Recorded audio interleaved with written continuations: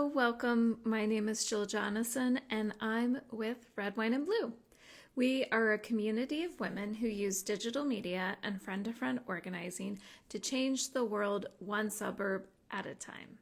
And so, one way we do that is through conversation. And so, we have conversations on IG, and we have special guests. And then it looks like my co host just joined, JoJo from Jers. So, trying to add her. There we go.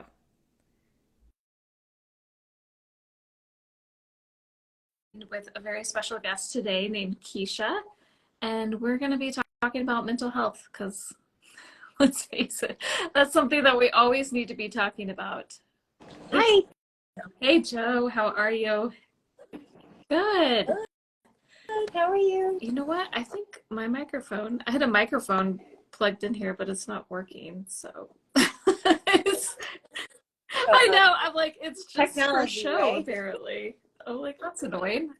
Why I'm just like, that's really annoying. Can you hear me okay? Yeah, and my All right. yeah, Whatever. I'll just you're put that fine. away. Yep. And my air conditioner is loud, I was so like, I'm sorry. my headphones on the microphone. I'm like, it's not even working. So we'll just put that away. But anyway, so we'll wait for Keisha to join. She's from Girls Chronically Rock. She is incredible. And Joe, I cannot wait for you to talk to her. Hopefully she's still able to join. I interviewed her for Disability Pride Month back in July. And I'm like, she's like one of my favorite human beings. I think she's just a light in this world. And then I had a separate conversation with her, and she kind of talked about the mental toll that the disability community feels, and I'm like, yeah, we should talk about that. Let's open that up. So there she is. It looks like she's gonna join. Awesome. Yeah, I'm excited to talk to her. I don't No, think we talk about this definitely stuff not. enough. We don't. And then of course I think There she is. Yay! Oh, it Okay. worked. I'm like, at first it was doing that circle thing. Hi, everybody. Hey, Keisha. Oh, so Hi. happy you could join. Okay. Of course. The IG lives are the hardest, I think, to get like everybody coordinated. We're all three here. I'm very excited about that. There's Keisha with her awesome glasses. Oh my gosh.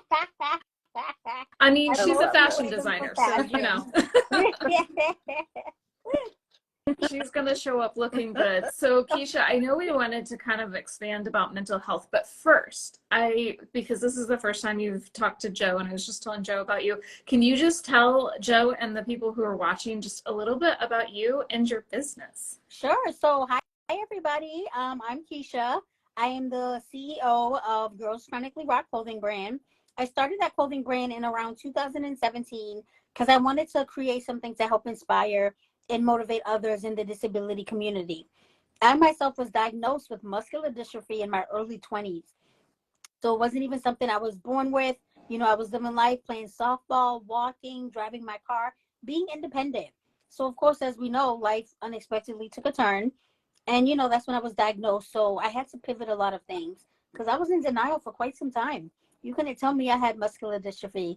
Going to the doctors, I was thinking she was going to say, Keisha, we got your test results mixed up. You don't have muscular dystrophy, but that wasn't the case. So I definitely took some time to come out of denial.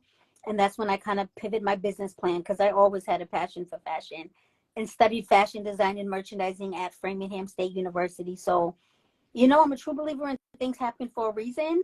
And I'm like, here I am. It comes with a lot, balancing running a business with a disability, dealing with home health aides, and all of that. I tell people, like, all that is like mental health and daily things that I have to deal with. Like, here I go being from someone who was independent.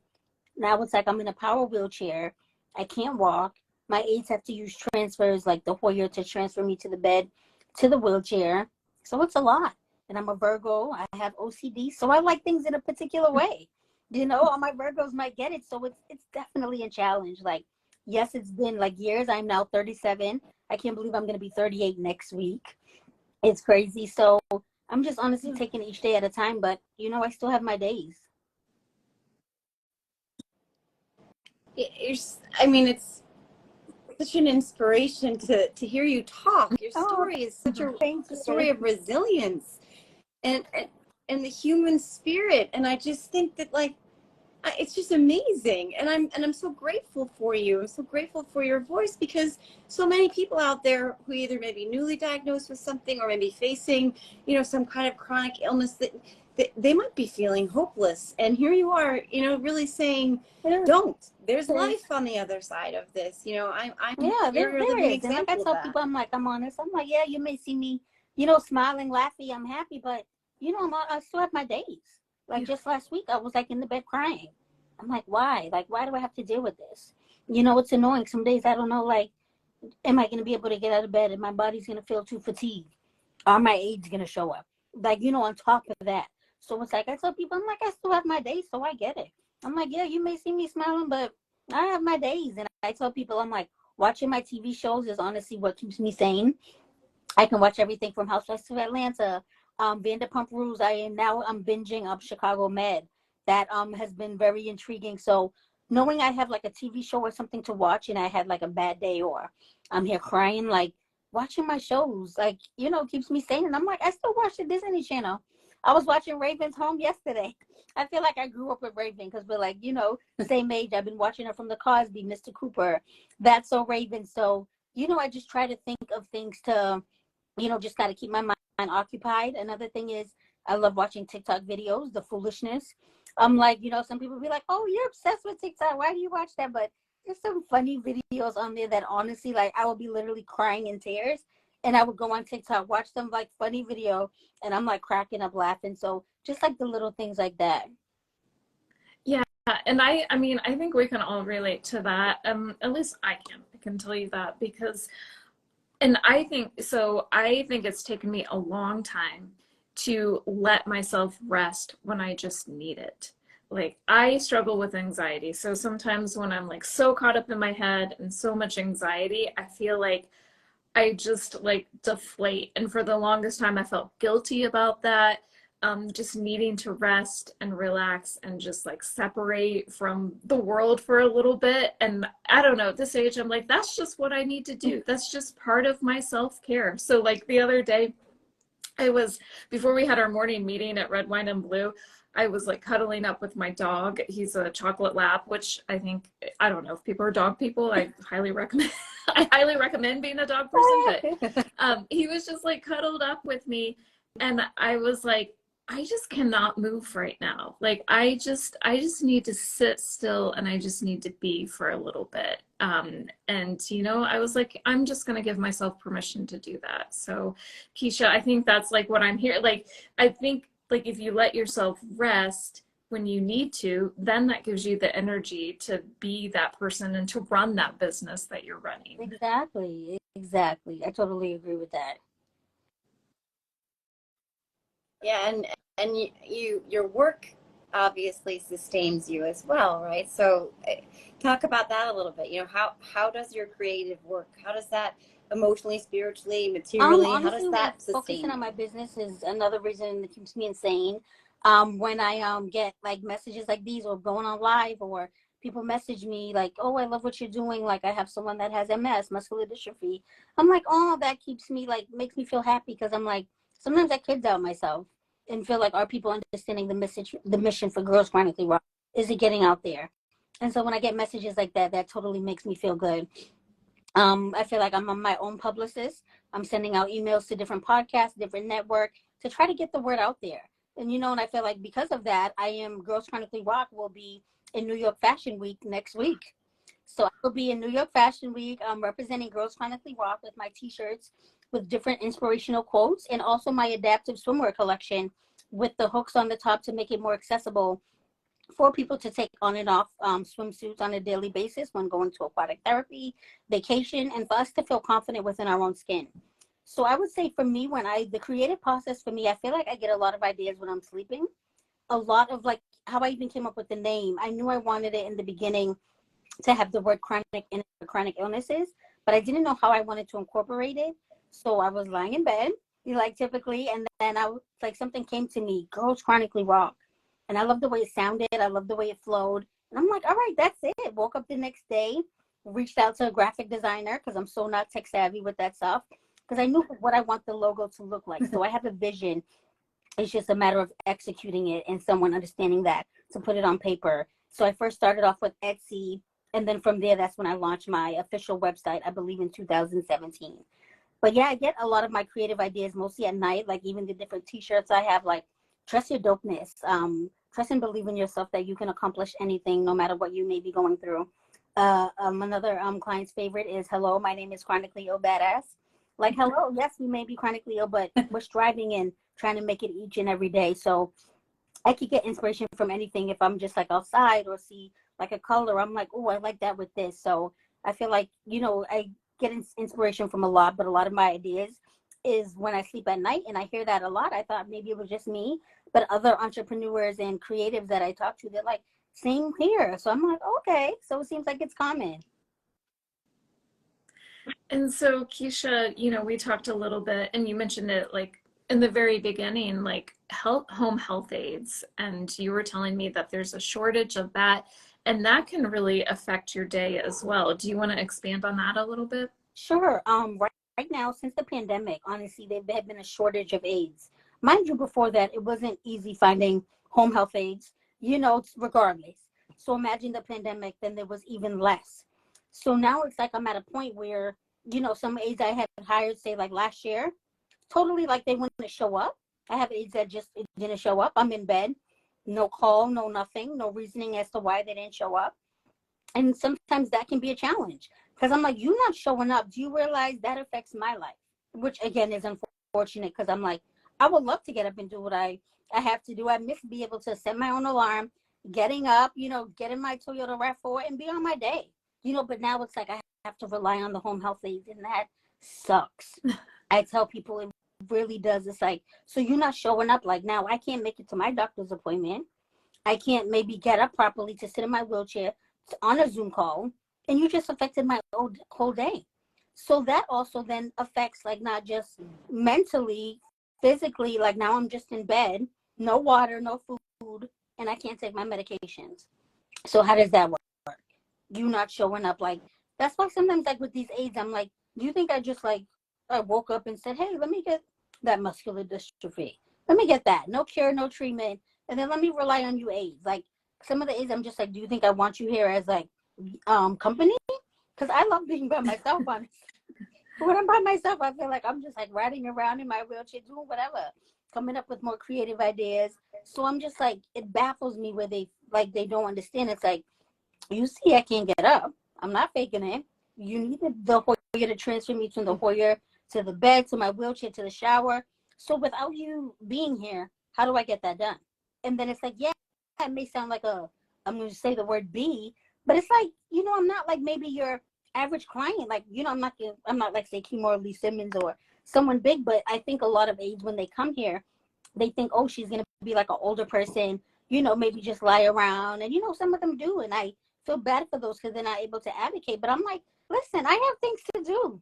I'm Keisha Greaves from Chronically Rock. I got meetings to go on. I have things to do. When it's nice out, I like to go outside, maybe go out for a drink. And I have packages because I do everything from right here in my office. So if there's orders that need to go out, how can I do that when I don't have reliable aids? So that's the part where it's like, it's so challenging. And I'm at a point where I told someone, I'm like, I'm honestly okay if them creating some aids with like robots, like an AI, because I'm like, maybe they might be more reliable. AI can probably shut them on and off when need to. They may be here. And I'm like, I'm totally open for that to experience like a robot. I even reached out, I think, to MIT out here in Cambridge where I live, because they're smart. They do all that technical stuff. And I'm like, let's try it. Like I'm totally open to trying new things because I'm just like, it's getting to a point when it's exhausting. Like I shouldn't have to go to bed stressed out. I hope my aide comes on time. I hope they come. I hope I make it to my appointment. You didn't have to feel like that. I have muscular dystrophy not by choice. This is not something I asked for. It came out of nowhere. But it's like, so yeah, that's the challenge where there's a shortage of aides. And then it's also a challenge on top of that. And I'm not offending anybody. Like when they send aides that English is not their first language. So then how does that go? Me trying to communicate with me, what if I'm over here choking and dying, they're not going to understand me. So that's another challenge in itself where I'm just like, so where is this going to get better? So I'm just trying my best. I've been advocating for out here in the city of Cambridge. I would love to open my own agency eventually. I already have a name and vision for it. And just kind of get the proper pay for what these PCAs are worth. Because right now in Massachusetts, the pay is from like 18 to 25. It depends on like if they have experience in certification. To me, I'm all about if you show up on time and do what you're supposed to, the certification doesn't really matter to me. To me, if you're like doing a lot, and I think that the pay rate should be higher for them as well. So that's another thing I did. Like 2 weeks ago, I went to the Massachusetts State House out here in Boston, and a lot of us, went up there and kind of, advocated like, the PCAs need to get paid more. This is maybe why there's a shortage. Like they're doing a lot. Look at me. They have to change my colostomy bag, empty my leg bag, doing different things. Like they should be getting paid 25 to 30. So I'm like, at least if they raise the pay, I feel like that maybe may help me reaching out to PCAs. Like, okay, the pay is 25. Like, come on board. So it's like all of that I feel like is on my shoulders. And it's like, when is it going to get better? But I take it each day at a time and kind of go from there. But it does affect, the mental health, like having to rely on PCAs, living permanently in a wheelchair. It's like, and then if they don't show up, now what? I just like lie there. And then another thing is some agencies are not that best neither. I had an agency, I told them that I did not feel comfortable with one of the aides they sent me. Mind you, it was a male aide. And I honestly love male aides because I feel like they're stronger and I feel like they get things done. Like I have a male aide now. But this particular one that they had sent, I just kind of didn't feel comfortable with it. And, I can go into those details later, but I made sure to express that to them because they was going to send him again. He was like a replacement. And I said, hey, I honestly don't really feel too comfortable with him because of X, Y, and Z. Do you mind sending someone else? The agency is going to tell me, well, no, we are not going to send you a replacement. We have replaced you with so many aides this month. And if you don't want him, then you're just going to have to pretty much stay in the bed. That's what she told me. Someone from the agency out here in Massachusetts. That's crazy. So you telling me that, I feel like, then you're just making me feel worse. You're making me feel like my life doesn't matter. What I have to do doesn't matter. Me staying in the bed, she'll get over it. So no water, no medication, no nothing. And then just totally felt dismissed. So that just like put me in a whole different mindset, again, with the mental, feeling angry, emotional. Because it's like, you are working for an agency. You didn't ask me why I didn't feel comfortable. You just, nope. If you don't want him, then you're going to have to stay in the bed. And that just like triggered something in me. Okay, like it's all these things that, someone with a disability has to deal with that outsiders may not understand. Mm-hmm. So I'm here to express that. Like, no, we're not just here like, oh, with disability, like, lying in bed too. Like, we have lives. People, creators, business owners. We want to go out, be fashionable. We like to go out, we date. So we're here. We just need the assistance. Unfortunately, it's I'm grateful for the help, but it's not like, again, with these aides, like, oh yeah, I want you here, like, because I want you here. Like, no, I wish I can go out and explore the world like I used to, but it is what it is. I don't have control over it. But that there's so many layers here because there's so much power in you.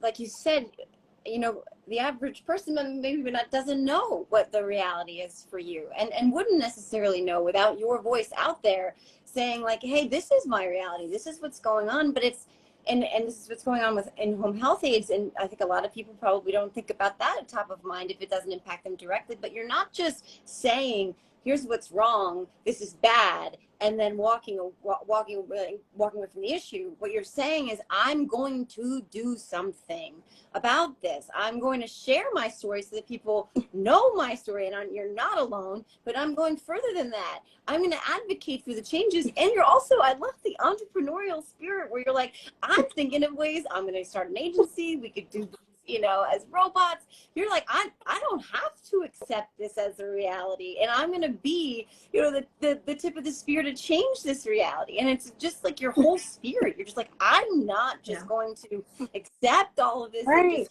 quit. I'm still here. I'm here. I'm going to use my voice. And I'm going to change the world. And it's like so incredibly inspiring. I want to cry. And I appreciate that. I want to cry. because you're amazing. You know, and that's You're like, I'm thinking amazing. about advocacy, and that's, you know, what we do at Red Wine and Blue. And I think it is a part of mental health. It's like, because if, like Joe was like pointing out, like, you're not just sitting there doing nothing. You're like, okay, there's a problem. Right. I'm Oh, a problem solver. So let's figure out how we can solve this problem. right.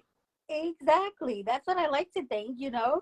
I just wish I could just like wave a magic wand and it all just, you know, would come in for to fruition for me. But you know, like you guys said, I'm not giving up. I am on the board of commission for people with disabilities out here in Cambridge. So that's, you know, a good way to, you know, be on the board, you know, advocate for my city and at least start with the change here and, you know, develop from there. Because like I said, I want to do an agency. Unfortunately, I had to be in a nursing home. It was a few years back when I had a really bad fall. And just from that experience, I'm like, oh my God, this is awful. Like, this is real life. Like, you're in this nursing home, awful CNAs, awful nurses. And I'm like, no, I want to create a building out here in the city of Cambridge that has like affordable housing for people with disabilities and for us to all like be able to connect. Because like I always say, yes, I may get the support of family and friends, but there's nothing. And I mean nothing like talking to somebody who gets it, who knows what it's like living with a disability, a chronic illness. So that's like a building I would like to create. I spoke to the mayor of city of Cambridge about it. So, you know, of course, it's going to take time. I don't expect them to start building it, but, you know, I want a building that's going to have mental health therapists on site, physical therapy, and then we have support groups, and then someplace that has like the gym and the pool. Because again, they automatically think, oh, you have a disability list, just throw her in a nursing home or him here. It's like, no, we want to strive and continue to do things. So I think a building like that is so awesome. I haven't seen it yet, not that I'm aware of, and I would love to start it in my city of Cambridge. But you know, right? That's a start. You know, so I put the word out there, and you know, I think because it needs to be done. It's kind of sad. I have a friend now in a nursing home, and I've been checking in with her, and I know what that's like. It's hard. Well, and I like how you were saying, you know, building a community, because a big part of, there's been a lot of research that, you know, mental health can decline from loneliness. So, you know, Right. and like you're saying, like you can talk to, you know, us, but we don't fully understand. But when you talk to someone who definitely understands, it makes you feel a little more connected and less lonely. So I love that community aspect of it. Yes. I think it's so important because, like I said in the beginning, when I was in denial, like I said, you couldn't tell me I had muscular dystrophy. Even working, when I started to use a cane, I would tell them, oh, I sprained my ankle or I was in a car accident because that sounded better than saying muscular dystrophy. And then it was like one day I went on social media. I started using hashtags. This is another tip I give to others that may be newly diagnosed. Like, I hashtag disability awareness, hashtag muscular dystrophy, hashtag chronic illness. And I feel like I met like a whole new range of people, not people that not only just had muscular dystrophy, but lupus, MS. And I'm like, oh, so to see others out there like me, especially Black women that have a disability doing their thing, being content creators, you know, at that time, I'm like, okay, I can do this. Like, I felt inspired. I'm like, look at her. She's in a wheelchair. She has muscular dystrophy like me. And I thought that was dope. That was amazing. So I'm like, that definitely helped me out of my shell during that time. So if you're newly diagnosed, I would definitely recommend like, you know, being like using the hashtags. Thank God for hashtags. And now on Instagram, I noticed you can follow the different hashtags. So when someone may hashtag like say muscular dystrophy, it's like I'm connecting with somebody new. And I like that because at the end of the day, they get it. And there's also a lot of support groups that I'm a part of also on Facebook. I want to point that out, like living with muscular dystrophy. So it's amazing because if I'm feeling down, I would head over like, hey, venting about AIDS, and it's like they get it because they've been through something similar. Yeah, yeah. You know, you said a few minutes ago, you said you wish you could just wave a magic wand, you know, and these things would exist. But the thing is, you're a trailblazer. Like you're the one that is out there, you know, paving this pathway for people who come behind you. So you're up to the challenge, and you're making it so. All these ideas, like you just said about the building with the pool, everything. You know, it's harder for you because you are the trailblazer. You are the activist that's making it so that the people who come behind you Right. will just wave a magic wand without realizing all the work that you did and people like you did to get there. And I just think like you're an activist, and you're making it so that life will be easier for people who can relate to you right now and after you. And that just can't be overstated, you know, and it's like, and you just exude this so much spirit and so much fierceness and badassery, and you know, like you're up to this challenge, and you're making it so that other people who might not know who they are inside can have an easier life. And I just think, like, I know I keep gushing about it, but I haven't met you before, and I'm just like so blown away. I just think that you're just you're a spark. Thank you That's so it. much. You just feel like a spark. Yeah, I know. Thank you. I I'm appreciate like, that. It wasn't a question. I it's just get, yeah. so It's just, prevalent, like over the screen. And so I have to ask Keisha, somebody was asking, you know, like what can we do to help? And I think, do you currently have a fundraiser going on right now? I have for a something? fundraiser for GCR Adaptive Project. So Okay. but that's yeah. But you know, what to help is maybe even sending letters. You know, that's another thing. I feel like the more the merrier. Like, yes, they may hear from me, but you know, they might get sick of hearing from me. So maybe even sending letters to like the mayor of the city of Cambridge, to the Governor Healy of Massachusetts, stating this issue about, you know, people with disabilities get into affordable housing that has these amenities. Like, we like remember at the end of the day, I told people, like, I'm living with muscular dystrophy. This is not like something I'm like, oh, today let me shut it off. Oh, let me do it tomorrow. Like, I think that's what sometimes people think. And I'm like, no, this is like what I have. It's here today. It's here. It's progressing. And like, I can't control it. I can't shut it off. And there's no tablet. As people may think, oh, yeah, like, you know, pray. And, you know, I get all that. But I'm like, no, there's not even a diet change can change this muscular dystrophy. I tell people. So I'm like, it is what it is. But yeah, maybe sending letters, you know, even on Instagram, you can easily find the mayor of even your city. Because, like, you know, now that I'm online now, it's like I'm sure people here watching, you know, it'll be cool to have like their city do something like this. So you can easily, like, you know, find your mayor's email like online and, you know, request, send a letter, and just, you know, continue to advocate. And please feel free to reach out to me, send me a message, and I can give you so much more in depth of, you know, what you can do to help. But yeah, I appreciate that.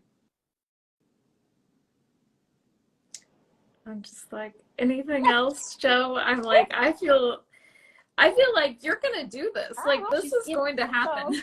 Yeah. I mean, she said, you know, this isn't going away tomorrow. So you're finding a way to live with it in a way that, you know, like makes you feel like you're living the best possible version of your life right now that you can live. And you're, again, like, it's incredible. You haven't just resigned yourself to accepting this as reality and just sort of like shrinking away. You decided to fight, like, and I know I keep saying the same thing. I sound like a broken record, but there isn't enough attention paid to stories like yours. There aren't enough conversations about this. We don't talk about this enough. We all live in our little bubbles where it's convenient to, you know, not think about these things. But this is life, and it's reality for not just you, but a lot of people. And I feel like we could be doing so much more. And you are leading the charge on that. And I'm so grateful. I appreciate your words of wisdom, encouragement, and I'm going to continue and hopefully hope for the best. Yeah. Well, thank you so much for joining us. Of course. Oh, it's always good to talk to you, and good luck next week. Before you go, can you tell us a little bit about New York Fashion Week next week? Yeah, so I'm so excited. So on top of that, dealing with AIDS, it's like I'm feeling excited and like anxious at the same time. It's like next week, I feel like I was planning this forever, and my AIDS, like, next week is September. I'm like, that is crazy. So yeah, I'm just excited. We started packing my things, the pieces for the models. And yeah, I'm going to be showing in 2 different shows, Revive Fashion and also Planet Fashion, the same day, Friday, September 8th. So if you're in New York, come by. I have the information on both my pages, owner of Girls Chronically Rock, and then I have my clothing business, Girls Chronically Rock Clothing. So check that out. I believe I'm going live too with Revive Fashion this Thursday evening or Friday evening to discuss more. But I'm excited, and I just love New York City. I feel so much inspiration there, excitement. New York is just like a lot going on, a lot, and I love it. So I'm excited to be there. The food is better, the nightlife. So it's like I'm there for Fashion Week and so much other things. But yeah, I'm excited. And then when I come back, I'll post pictures. I'll probably be on live when I'm there. But I'm excited, but all like nervous at the same time because I just want everything to go well. Yeah, we'll be wishing you the best. And then you touched on that really briefly, the fundraiser that you have. Can you just tell me Oh, a little sure. bit about So that? with ECR Adaptive Project, that is my nonprofit. That is when I work with the college I graduated from, Framingham State University, and other universities I'm trying to get on board. So for the fashion students to create adaptive fashion for people with disabilities. Because I'm like, here I was in school, I didn't have my disability then. So I'm not thinking about adaptive fashion or accessibility of, the hook and how to get dressed. So my mind has changed tremendously. And so much things I took for granted of just like going out the building and not having that accessible button to open the door, where it's like now I'm like, where's the button? So it's like my mind has changed tremendously. So I'm like, I think more colleges, universities that have a fashion program need to incorporate that adaptive fashion, because they're saying in the next few years adaptive fashion is going to be $1 billion industry. So I'm like, come on, let's go. Like now Target has it. Tommy Hilfiger, a designer I looked up to, has adaptive fashion, which I'm hoping maybe I'll run into him in New York Fashion Week. Fingers crossed. But I know. I think it's important, and I think that's going to look so good when the student graduates, to have that adaptive fashion in their portfolio. So that's something I raise funds for the GCR Adaptive Project, to help the students, because in fashion school people may think the student in the school provides the fabric and all that stuff. No, they may provide like maybe just the linen that you start with. You have some sewing machines there, but it's a lot. I look back like, thank God for my mother, because I know I was an ag. Every time I'm calling, I was like, I need this. And the start of school, they give you a list of supplies, just for even a regular person. So imagine what a fashion student needs to buy, and it can add up. Very costly. So that is what the grant goes towards, the students creating their fashion designs, and of course adaptive fashion. So that is what the GCR Adaptive Project is about. You can check that out on my page, GCR Adaptive Project. And yeah, please feel free to donate, because that goes towards the fashion students to create a more inclusive future. I know, that's incredible. Yeah, I feel I like know. we started this about mental health, and now I'm like, I feel like the conversation has like finished with like, be the solution. Like Yes. that's what I feel like. It's just Trying to be, like, you are the solution. I'm trying. Oh my gosh, I love it. Well, we are supporting you here at Red, Wine, and Blue. Again, thank you so much Thank for you your guys time. Good so much luck for having next me week. again. Yeah, and we'll be in touch with you. Okay. So, Bye. all right, thanks. Fun in New York. Have fun. I know Cambridge. I went to school in Boston. It's nice, but it's boring. Exactly. Thanks. Have fun. Bye. Bye. Thanks everybody for joining. Bye. Bye.